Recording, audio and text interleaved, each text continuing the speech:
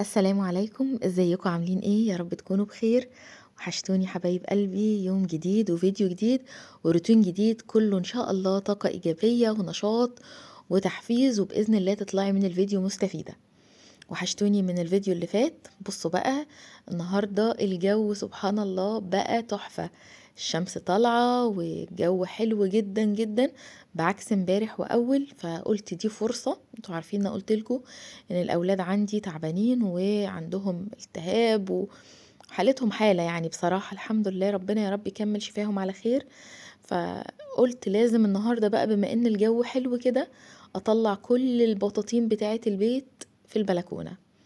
فعايزة اقول لكم بقالي بتاع ربع ساعة عمالة اجيب بطاطين والحفة من جوه واحطها، اجيب من جوه واحط. ورحت بقى مفتحة الشبابيك وفتحت بلكونة اوضة النوم وبلكونة الريسبشن وكله. ورحت بقى ايه، سايبة الشبابيك كلها مفتوحة زي ما انتوا شايفين كده، علشان البيت يتهوى ويطلع كل الوخم اللي احنا حاسين بيه. احنا كسلانين كسل مش طبيعي، حاسين كده ان احنا مش عارفة مالنا، والله العظيم بجد حاجة صعبة قوي. فقلت بقى خلاص خليني اتنشط واتشجع كده معاكم، وتعالوا بقى نعمل ركن حلو كده في المطبخ. هو انا مش عارفه هو هيبقى حلو ولا لا، عشان برضو ما بقاش بحكم على الحاجه اللي انا بعملها. هسيب لكم انتوا رايكم يعني. إيه، هنعمل كده زي كوفي كورنر، هنعمل ركن للمجات، هنعمل ركن مشروبات، مش عارفه بقى زي ما يتسمى. هو انا قلت بقى ايه، خلاص هو ده وقته. بيبقى حلو الحاجات اللي هي بتبقى كده، دي بتبقى حلوه قوي في الشتاء. ففضيت الرخامة كلها خالص كده زي ما انتوا شايفين، وقلت بقى ايه، بسم الله توكلت على الله، ولا حول ولا قوة الا بالله. إيه، وطبعا عايزة اشكركم كلكم يعني واحدة واحدة كده على دعواتها امبارح، اللي هو الفيديو اللي فات يعني. لولادي بجد انتوا فعلا يعني متابعات محترمات. وكلمة متابعات مش معناها ان انا بقلل منكم، بالعكس، انتوا اخواتي، بس هي كلمة دارجة على لساننا. انتوا فعلا محترمات، وربنا ما يحرمني منكم ابدا. دعواتكم الحلوة دي اكيد وصلتنا ان شاء الله. وربنا يا رب يكمل شفاهم على خير، ويكمل شفاي انا كمان على خير. لان انا فعلا لقطت الدور، والحمد لله. الحمد لله الحمد لله، كان من الطبيعي ان انا القط الدور ده، لان انا يعتبر قاعدة في حضن ولادي. بصراحة زي ما قلت لكم في الفيديو اللي فات، انا مش قادرة اسيبهم ابدا. واطلع انام في سريري، مش قادرة اسيبهم يبقوا نايمين كده. انا حكيت لكم بقى، بس مش عايزين الفيديو ده يبقى فيه طاقة سلبية. الفيديو بتاع المرة اللي فاتت حكيت لكم طبعا عن تعبهم وكده، فمش لازم بقى كل مرة. المهم انا مش محتاجة منكم غير دعوة حلوة كده بالشفاء العاجل، علشان الامتحانات خلاص وربنا يستر. جيت بقى هنا بقى، بصوا يا جماعة، انا الرف ده او المنظم ده او ايا كان بقى، مش عارفة اسمه ايه. هو رف. ده بقاله بتاع مثلا 3 سنين كده عندي. كان طالع زمان كده من 3 سنين كده، كنا بنحط عليه المجات وبتاع كده، ايام ما طلع، وكان في منه الخشبي وفي منه كذا لون. فانا بقى طلعته. هو كان عايز يدهن من اول وجديد، تمام. فقلت بدل ما ادهنه من اول وجديد وانا ما عنديش دهان اصلا، وهيقعد بقى لسه ادهن واقعد انشفه وبتاع، فخليني امسحه كويس يعني واحطه. واي حاجه بقى منغمشه او كده هقول لكم هنعالجها ازاي، بس خليكم بس معايا كده. انا كنت عماله الف فيه يمين وشمال، مش عارفه ارتبه ازاي، او مش فاكره هو كان ازاي. بقالي كتير قوي ما حطيتهوش. هو كان في واحد عاملهولي، كان نجار كده، كان تحت العماره هنا عندنا. كنت قلت له عايزاك تعمل لي كذا كذا، ووريته صوره كده وقال لي اه عارفه. فهو عملهولي كده، وانا ما كنتش بصراحه يعني عايزاه كده. انا كنت عايزاه يكون مستغل اكتر من كده، لان انا حاسه ان الترتيبه دي مش واخده حاجه. بس يلا بقى، هو يومها عملهولي بالطريقه دي بقى وخلاص. فقلت بقى ارتب كده في المجات كده واظبطه. بصوا، حاولت الفه يمين شمال فوق تحت، هو ما جاش الا كده. وكمان الفتحات بتاعته في منها واسع قوي وفي منها مش مظبوط وكده. فانا حاولت ايه معاكم كده، ان انا يعني اظبط على قد ما اقدر يعني. بس بنجمع فيه بقى المجات اللي احنا بنحبها، سواء احنا او ولادنا يعني بنحبها وبنشرب فيها. حاولت بقى ان انا اشيل كلمة لاف اللي ورا دي، شايفينها؟ انا كنت لازقاها عشان كنت بحط هنا كده زرع، وبحط حاجات كده يعني، كانت بتبقى نازلة كده من على جنب المطبخ.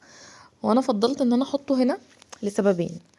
السبب او لسبب واحد مش لسببين. لسبب واحد، هو إن الرف ده المفروض إن هو كان يبقى ليه ضهر، يعني كانوا بيحطوا له حتة خشب كده مثلا أبلكاش بنفس لون الرف ده، وتبقى مغطية الظهر، فاهميني؟ ما يبقاش كده مكشوف. فانا قلت كده كده الجنب بتاع دولاب الخزين هو ده، فهو ابيض، فكأنه هيبقى ظهر للرف ده. المهم جيت اشيل بقى كلمة لاف دي، ابدا مش راضي تطلع ابدا من المطبخ. كأنها، بصوا انا عمري ما شفت دبل فيس بالطريقة دي، جامد كده.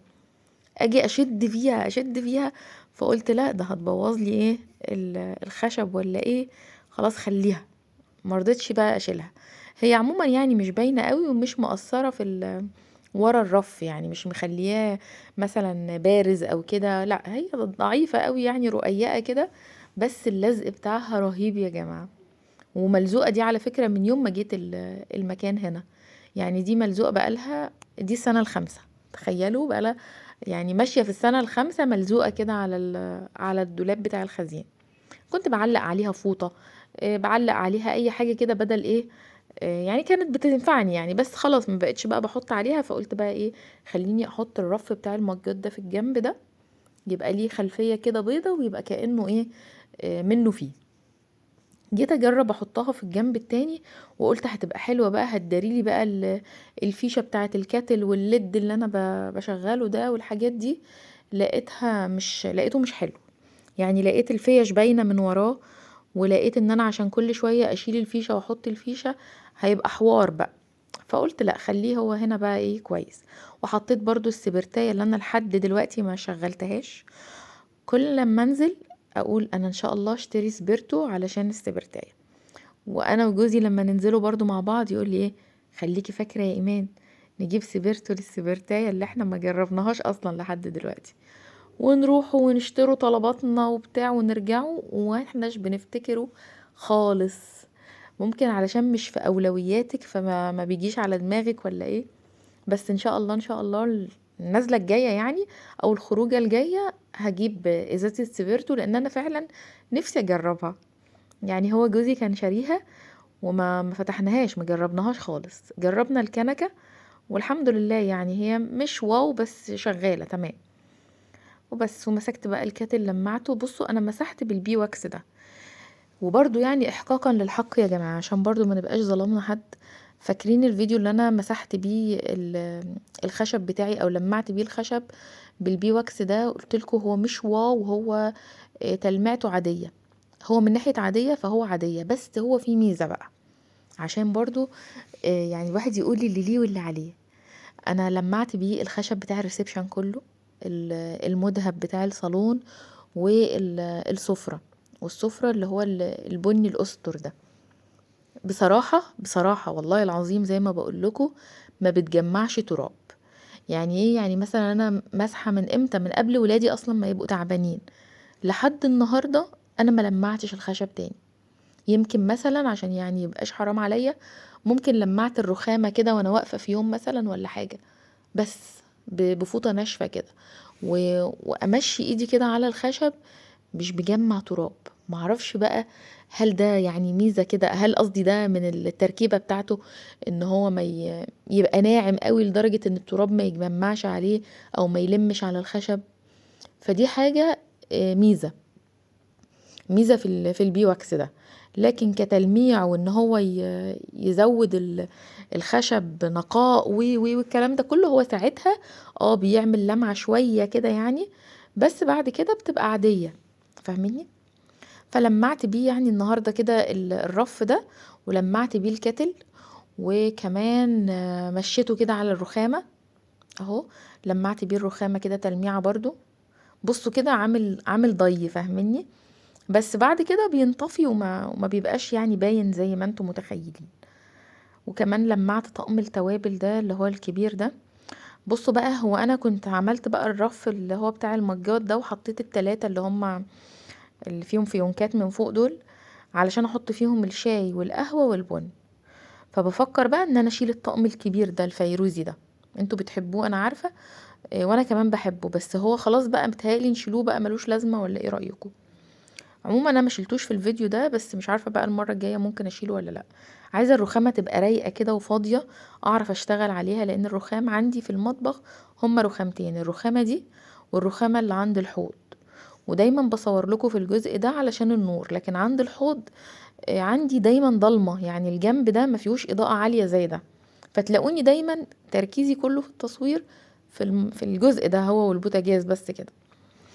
بصوا هنا بقى عايزة اقول لكم على فتحة اللي هي الازازة بتاعت او العلبة الصفيح بتاعت زيت الزيتون. فاكرين يوم ما جبت الازايز دي جديدة وقعدت اقول لكم ازازة الزيت مش راضية تنزل؟ فجات لي في التعليقات حبايبي طبعا، لان انا قلت لكم فعلا انتوا اخواتي، قلت لي يا ايمان العلب الصفيح بتتخرم خرمين او بتتفتح فتحتين، لازم علشان واحد ينزل السائل وواحد يطلع الهواء. فانا بجد مش عارفه والله ازاي ما كنتش اعرف حاجه زي دي. فعملت كده بقى الزيت بينزل بمنتهى السهوله. لميت بقى قصدي عبيت الازازتين بتوع الخل والزيت، وكمان لمعت القاعده الخشب بتاعتهم كده برضو بالبيوكس، وحطيت زرعه صغيره كده ايه وسطهم، لان هو في مسافه فاضيه كده في النص. وطبعا علشان بقى ايه ابدا كده على البوتاجاز وهو نظيف، انا بحب كده قوي، يعني بحب ابدا اليوم بتاعي كده والبوتاجاز نظيف والدنيا نظيفه حواليا. بس بقى ايه قبل بقى ما ندخل في الاكله بتاعتنا، قولولي الرف ده حلو ولا عمل زحمه على الرخامه؟ يعني قولولي رايكم. انا حطيت فيه كده ايه الكام مج اللي هو دايما بنستخدمهم، وزي ما قلت لكم السبرتايه، واللي هو المج الحراري اللي هو الترمس الصغير ده، لان ده استخدامي ليه يعني يعتبر يومي، يعتبر كل يوم بستخدم الترمس الصغير ده او المج الحراري ده. فقلت يبقى قدام ايدي كده على طول. وحبيت ان هما يعني الوانهم تبقى مايله كلها للاخضرات كده، او يعني درجات الاخضر كده مع الكافيه. انا بحب اللون الاخضر جدا جدا جدا بكل درجاته، بكل درجاته بحبه. فقولوا لي رايكم بقى، يعني حلو ولا اشيله ولا ايه رايكم يعني انتوا؟ المهم بقى يا جماعه هنعمل ايه النهارده. انا ولعت كده على حله، حطيت فيها ميه عشان نسلق المكرونه، وكان عندي صدر فرخة على بعضه، كان مخلي وكان متقطع، كنت مقطعاه قطع كده زي الشرايح كده، قلت ايه نبقى نعمله مثلا شاورما، اعمله مثلا يعني ما جاش في دماغي يعني مثلا اقلبه على اكله كده يعني. فكنت شايلاه في الفريزر، رحت مطلعاه وقمت بقى سلقه مكرونه، وجبت بصلتين كده يعني اديتهم زي تشويحه كده في الجريل ده. وعلشان ادي الفراخ صدمة يعني بطرف كده البصل على الاطراف، وبنزل بالفراخ في قلب الطاسة فعشان ما تنزلش منك مية كتير، وبديها صدمة برضو. وعندي بقى الفلفل الالوان ده، كنت مفرزاه معاكم تقريبا من كام فيديو كده، مش فاكرة فيديوهين او 3 حاجة زي كده. طلعت برضو شوية هاخدهم، وهعمل النهاردة صينية نجرسكو.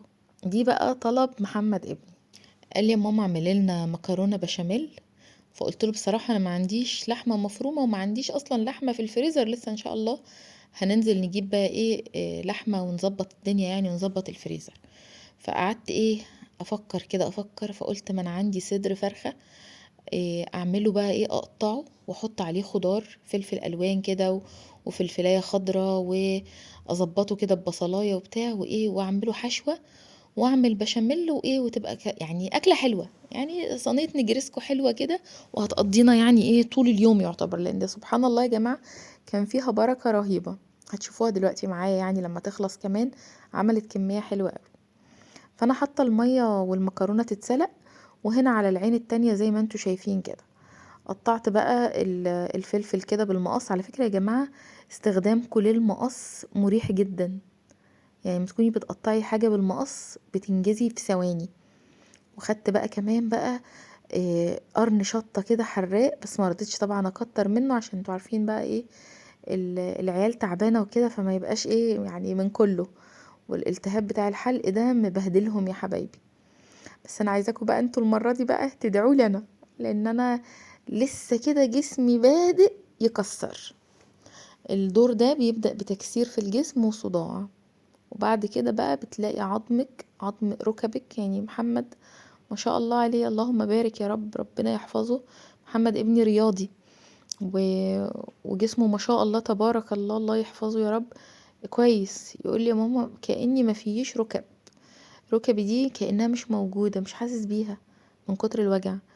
سمانة رجلي يا ماما مش حاسس بيها. فقرات ظهري دي كأنها بصي بتنغمش كده، عارفة ما كأن حاجة بتقرض كده. فحبايبي يا روح قلبي ربنا يشفيهم يا رب ويعافيهم. يلا الحمد لله كله خير من عند ربنا. ربنا بصوا عمره ما بيدينا شر ابدا. ربنا فدانا بحاجة اكبر يمكن ما كناش نقدر عليها. الحمد لله، اللهم لك الحمد والشكر يا رب. اللهم لك الحمد والشكر يا رب. انا يعني الحمد لله بحمد ربنا على اللي انا فيه. لان يعني الاسبوع اللي فات جوزي يعني الحمد لله ربنا فداه من حادث صعب جدا جدا. كان يعني مش يعني انا حتى مش قادرة اتخيله. مش قادرة اتخيله يعني. كان على الطريق بتاع المحمودية اللي عندنا، وللأسف الطريق ده متكسر ووحش جدا جدا جدا. وللأسف انتي قدامك الحفر من الجنب ده، والبحر اللي هي ترعة المحمودية من الجنب ده. فزنق عليه زي جرار او حاجة نقل كده. للأسف يعني الحمد لله لولا ستر ربنا ما كانش عارف يتحكم في العربية، وكانت العربية وقعت في المية. تعرفين لما بحكي حتى الموضوع ده جسمي كله بيوجعني. فربنا يفاديه يا رب ويحفظه ويخليه لنا يا رب وما يحرمناش منه ابدا. الحمد لله. فانا دايما بقول الحمد لله، وافتكار ربنا دايما رحمة. المهم يا جماعة تعالوا بقى نكمل بقى اكلنا، عشان انا كده ايه هعيط. وانا لما بفتكر الحوار ده بنفجر في العياط. يعني هو لما جه حكالي هو دخل قال لنا، قعد الاول شوية كده وبعدين قال، تصدقوا مش قادرة اقولها. مش مش انا كنت سايق والعربية كان هنقعوا في البحر، وكانت العربية هتقع بيا في البحر يا لهوي على اللي انا عملته. انا بصوا جات لي هستيرية عياط وهو لسه ما حكاش. بقيت اقول له يا خبر، يا نهار ابيض ازاي. يقول لي طب يا بنتي ما انا قدامك اهو، طب هحكي سيبيني احكي. والعيال بقى بابا بابا حبيبي وهم تعبانين بقوا بصوا ينطوا من السرير كده ويقولوا ازاي يا بابا حصل كده. فالحمد لله حسبي الله ونعم الوكيل في اللي بيبقى ماشي. مش يعني الطريق عندنا بتاع البحر ده ما يتجراش عليه لانه طريق وحش جدا بعد الحفر اللي حصل. فالجرار ده ماشي وبيجري فمنه لله، حسبي الله ونعم الوكيل. لانه طبعا بوظ لنا برضو جنب العربية وبوظ لنا فردة كاوتش وحاجات كتيرة كده ايه. لكن في 60,000 داهية فدا جوزي وفدا التراب اللي بيمشي عليه. فدعواتكم يا رب كده بالستر والرحمة يا رب، رحمة ربنا يعني تنزل علينا كمان وكمان ويحفظنا بحفظه يا رب. انا طبعا عملت البشاميل بالطريقة اللي كلنا عارفينها. يعني حطيت حوالي 4 معالق دقيق او 5، وقصادهم بقى لو خدتوا بالكم انا كنت حاطة شوية سمنة، فلقيت السمنة البلدي بتاعتي كلها خلصت. فعايزين بقى نسيح شوية سمنة. انا كنت عاملاها معاكم السمنة دي على فكرة كانت زبدة، وسيحناها مع بعض. وبمناسبة السمنة البلدي يا جماعة، حاولي على قد ما تقدري توفري من اي بند وفري واعملي لولادك سمن غير مهدرج. يعني السمنة البلدي دي فعلا يا جماعة يعني صحية. ما تقوليش ده بياكلوا بالسمنة البلدي ده دهون ومش عارف، لا خالص. السمنة البلدي صحية، ويعني كفاية علينا المقليات اللي بالزيوت. فانا علشان بس لقيت البرطمان خلص، فروحت حاطه البرطمان في الميكروويف سيح الجناب بتاعته، نزلتها على البشاميل او على الدقيق، وزودت شويه زيت. وان شاء الله المره الجايه بقى ايه، نطلع من الديب فريزر كده كيسين زبده ونعملهم مع بعض. وقلبت البشاميل. والتركيه بقى اللي كنت عايزه اقول لكم عليها بس الفيديو جرى مني، إيه، انا ما بكبش ميه المكرونه، بستخدمها وانا بعمل البشاميل. بصوا يا جماعه جربوها وهتدعولي. المية اللي بتبقى نازلة من سلق المكرونة بتبقى تحفة، تزودي بيها البشاميل. بدل ما تعمليه مثلا بشوية لبن ويكون مثلا لبن مش كافي، او عايزة تخلطي لبن على شوربة، عايزة تخلطي لبن مش بمية، بدل ما تخلطيه بمية اخلطيه بالمية بتاعت سليق المكرونة. بجد تحفة تحفة تحفة. وطبعا عملتها كده بقى زي ما انتوا شفتوا، طبقة تحت وطبقة مكرونة وطبقة الحشوة وبعدين مكرونة فوق. وزودت بقى البشاميل عشان تبقى بصوا غنية كده. وظبطتها بقى بالملح والفلفل وبشرة جوزة الطيب. على فكرة انا بقالي اكتر من سنتين ما جبتش جوزة الطيب. لسه جايبين جوزة الطيب في المشتريات اللي فاتت. وبصراحة ناس كتير بتقول ان هي حرام واستخدامها حرام، بس انا مش عارفة دي بجد ولا لا. مهم بقى ظبطت الدنيا، والبطاطس دي انا كنت مخزناها، بعملها نص قلية كده وبشيلها في اكياس وبحطها في الفريزر. بصراحة يا جماعة تحفة، تحفة تحفة، وهي دي احسن طريقة لتخزين البطاطس. وقطعت خضار كده، طماطم وخيار، يعني قطعته قطع كبيرة زي ما الدكتور قال اعملوا السلطة قطع كبيرة وكلوها قطع كبيرة كده، بلاش تقطعوا السلطة صغير. بص طبعا المكرونة علشان سخنة بتغلي، فهي لسه سايحة، بس طعمها خرافي تحفة يا جماعة، والله العظيم جميلة جدا. فلما تجمد بقى، او قصدي لما تبرد، بتلاقي طبعا الخرط بتاعتها مسكت تقدري تقطعيها. بس حبيت ان انا اطلع معاكم كده قطعة. بصوا بقى البشاميل لما بيكون كتير، وانا زي ما انتوا شفتوا يعني يعتبر شبه اقتصادي، مش هقول لكم اقتصادي قوي يعني، بس انتي مزوداه بمية المكرونة فيها نشا، وبتخلي البشاميل سبحان الله تحسوا ان هو بيلف كده معاكي.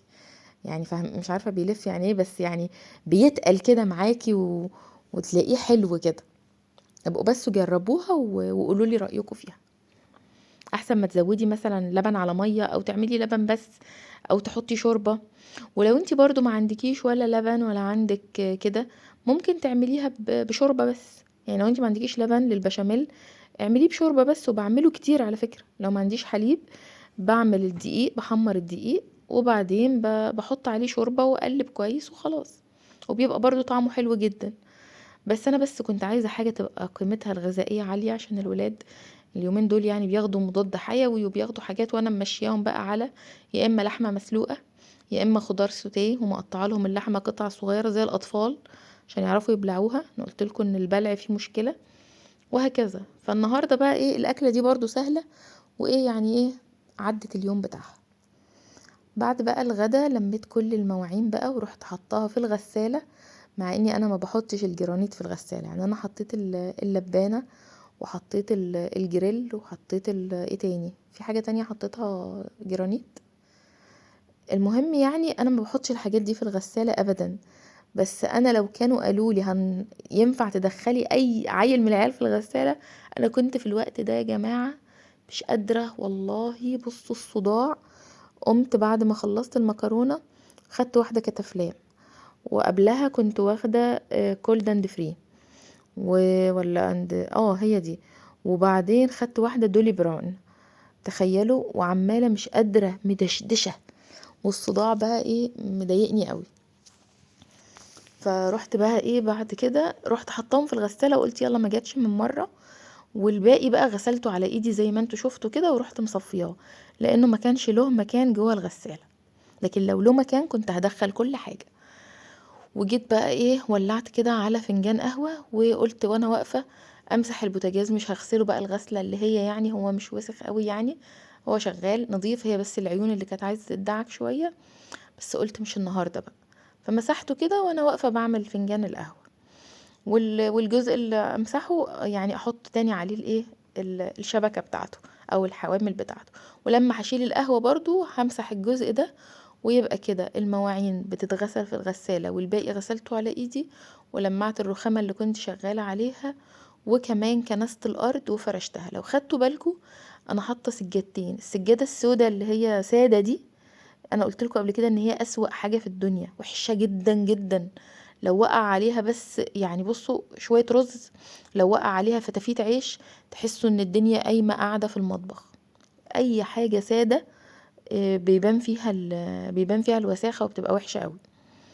فبفرش فوقيها بقى ايه اللي هي الابيض في اسود دي، هي وحشة برضه بس انا بتدفيني، لان انا حاليا بجيب الولاد ياكلوا في المطبخ، لو عامله لهم حاجه اجيبهم ياكلوا في المطبخ، وهكذا. فمريحني قوي موضوع ايه الاكل اللي في المطبخ ده.